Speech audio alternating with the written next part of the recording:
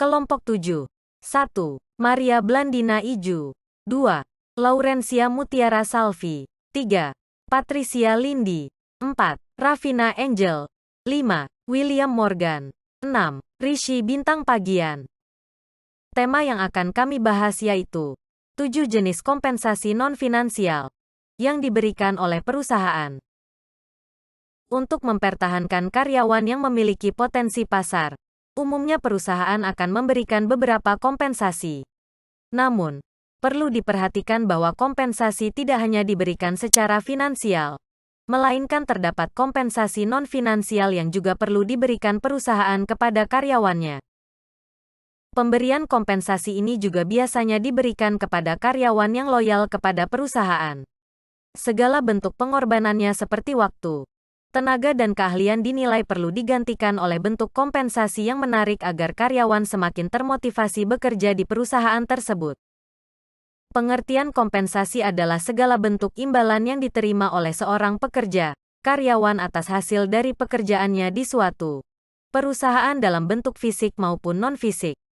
Kompensasi non-finansial berarti segala bentuk imbalan yang diberikan oleh perusahaan kepada karyawan yang tidak berupa uang. Baik kompensasi finansial dan non-finansial, memiliki tujuan umum untuk mempertahankan karyawan yang memiliki performa baik dan memberikan rasa adil kepada seluruh karyawan. Jenis kompensasi non-finansial yang diberikan perusahaan. Kepuasan karyawan dalam bekerja di suatu perusahaan.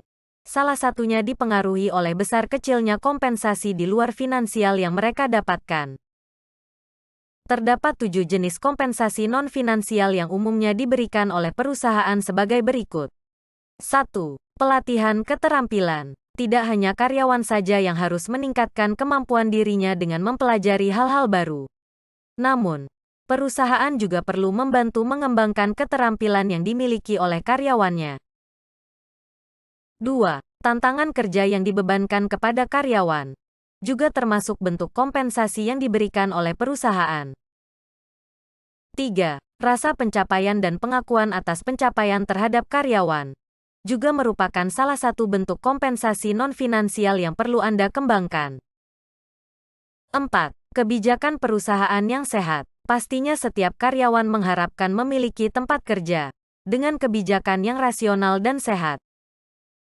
5. Rekan kerja yang menyenangkan. Memiliki atasan yang menyenangkan merupakan sesuatu yang selalu diharapkan bagi karyawan. 6. Fleksibilitas lingkungan kerja. Adalah lingkungan kerja yang memiliki fleksibilitas tinggi. Dalam beberapa hal memberikan pengalaman yang menyenangkan bagi karyawan. 7. Lokasi kerja yang fleksibel. Khususnya di masa pandemi saat ini memungkinkan karyawan untuk bekerja di rumah. Maka memberikan kebijakan yang fleksibel terhadap lokasi kerja merupakan bentuk kompensasi yang perlu dipertimbangkan. Terima kasih. Demikianlah 7 kompensasi non-finansial untuk kamu ketahui. Terima kasih telah menyimak video kelompok kami hingga selesai. Semoga informasi yang disampaikan dapat bermanfaat. Apabila ada pertanyaan,